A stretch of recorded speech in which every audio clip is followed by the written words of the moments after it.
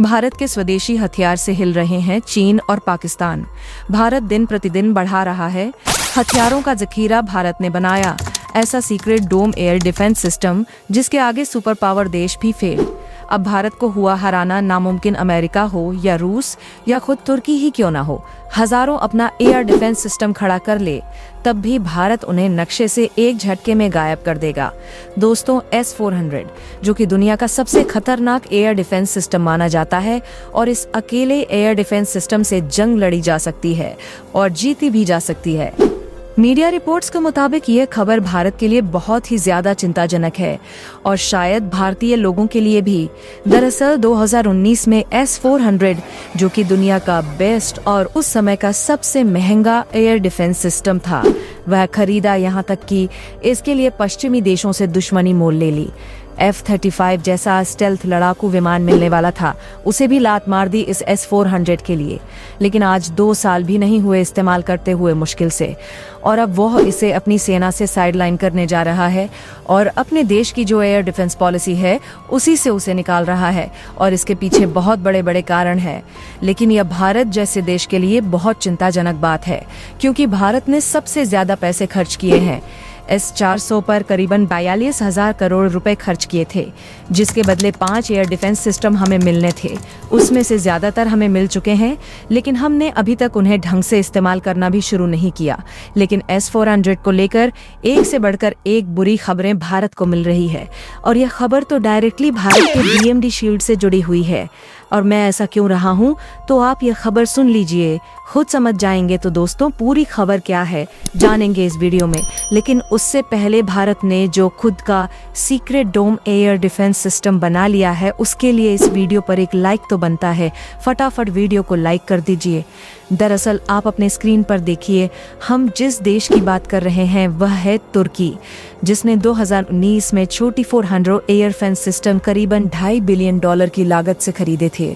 और आप जानकर हैरान होंगे कि मुश्किल से 2 साल भी नहीं हुए हैं तुर्की को इन S-400 को इस्तेमाल करते हुए। लेकिन जैसा कि आप रिपोर्ट में देख सकते हैं, तुर्की ने ऐलान कर दिया है कि वह अपने देश की एयर डिफेंस पॉलिसी से S-400 को हटाने जा रहा है। दरअसल तुर्की ने खुद का एक अपना एयर डिफेंस मैकेनिज्म तैयार कर लिया है, जो कि एक multi layer air defence system है। जैसे कि भारत का BMD है ना, ठीक वैसा ही तुर्की ने अपना खुद का स्टील तैयार कर लिया है। जी हाँ, स्टील ये एक एयर डिफेंस सिस्टम का नाम है, जो कि एक मल्टी लेयर डिफेंस सिस्टम है, यानी कि अलग अलग प्रकार की सुरक्षा प्रदान करने में सक्षम है। हालांकि भारत के BMD जैसा ही ताकतवर नहीं है। भारत के BMD की रेंज करीबन 40 किमी से स्टार्ट होती है और 5,000 किलोमीटर की प्रोटेक्शन देने में सक्षम है। यानी कि अगर कोई 5,000 किलोमीटर दूर भी भारत के खिलाफ मिसाइल फायर करेगा, तो भारत उस मिसाइल को अपने इस BMD शील्ड के जरिए 5,000 किलोमीटर दूर उसी देश में मारकर गिरा सकता है। लेकिन तुर्की का जो यह स्टील है, इसकी मैक्सिमम रेंज है 100 किलोमीटर। लेकिन तुर्की एक छोटा देश है, 100 किलोमीटर रेंज भी उनके लिए इनफ है। हालांकि कि शुरू में तुर्की की प्लानिंग थी कि वह इसमें S-400 एयर डिफेंस सिस्टम को इंटीग्रेट करेगा, जिस वजह से इसकी रेंज 100 से बढ़कर 450 किमी हो जाएगी। लेकिन अब तुर्की ने फैसला किया है कि वह अपनी इस डिफेंस पॉलिसी से और डिफेंस मैकेनिज्म से S-400 को हटाकर एक तरफ कर देगा। और जैसा कि आप स्क्रीन पर देख सकते हैं, इसी वजह से तुर्की में अब बहस शुरू हो गई है कि जब आपको S-400 को इस्तेमाल ही नहीं करना था, तो आपने $2.5 अरब खर्च करके इसे खरीदा ही क्यों। $2.5 अरब तुर्की जैसे देश के लिए बहुत बड़ी रकम है, क्योंकि तुर्की के अंदर आर्थिक हालात बदतर हैं। वहां पर महंगाई 70-80 पर है। इस देश की जो मुद्रा है, करेंसी है, वह पिछले 5 सालों में 6 गुना गिर चुकी है। जी हाँ, 6 गुना, यानी कि 600 पर गिर चुकी है। ऐसे में आपने $2.5 बिलियन खर्च ही क्यों किए, जब आपको इस डिफेंस सिस्टम को इस्तेमाल नहीं करना था। वहीं इस पर तुर्की की सरकार क्या कह रही है। उन्होंने कहा है कि हमें खरीदने से पहले हमने जो उम्मीदें और आशाएं लगाई थीं और जो हमारी इच्छाएं थीं, उन्हें यह पूरा नहीं करता। इसी वजह से हम फिलहाल इसे अपने स्टील एयर डिफेंस सिस्टम से बाहर कर रहे हैं।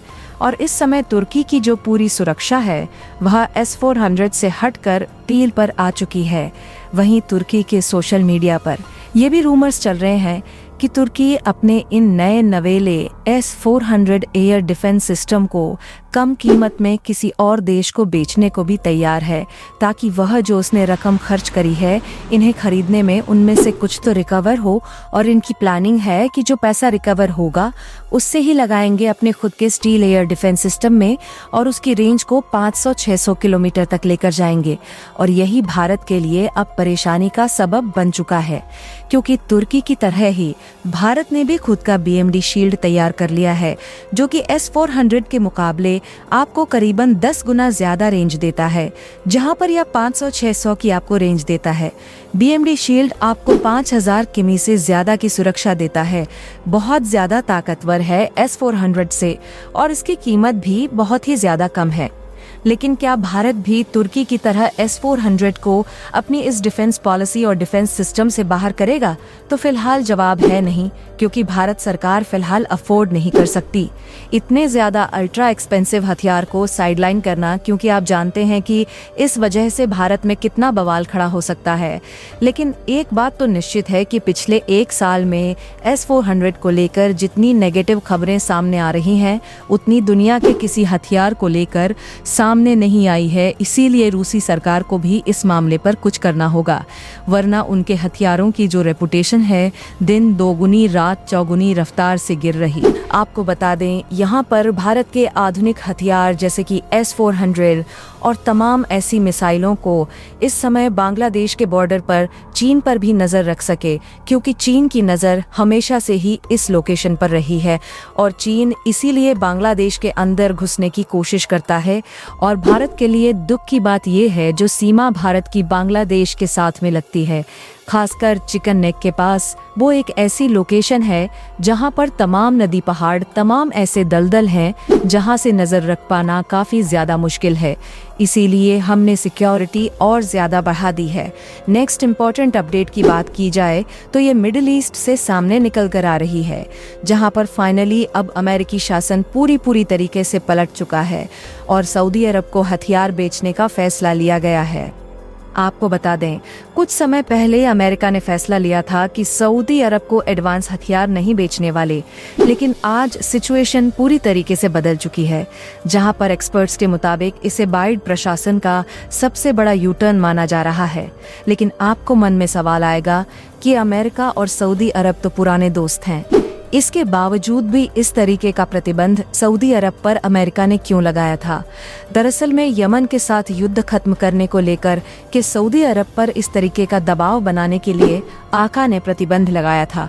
लेकिन आज समय के साथ ये सारी चीजें खत्म हो चुकी हैं। ये चिंताएं इजराइल के लिए कई गुना ज्यादा बढ़ चुकी। चाहे लेबनान हो, ईरान हो, तमाम ऐसे देश लगातार इजराइल को घेरने की कोशिश में है। वैसे इन खबरों पर आप सभी क्या सोचते हैं? कमेंट्स में ज़रूर बताइएगा। तो दोस्तों, मिलते हैं आपको नेक्स्ट वीडियो में। तब तक के लिए वीडियो को लाइक करें, शेयर करें, चैनल को सब्सक्राइब ज़रूर करें। जय हिंद।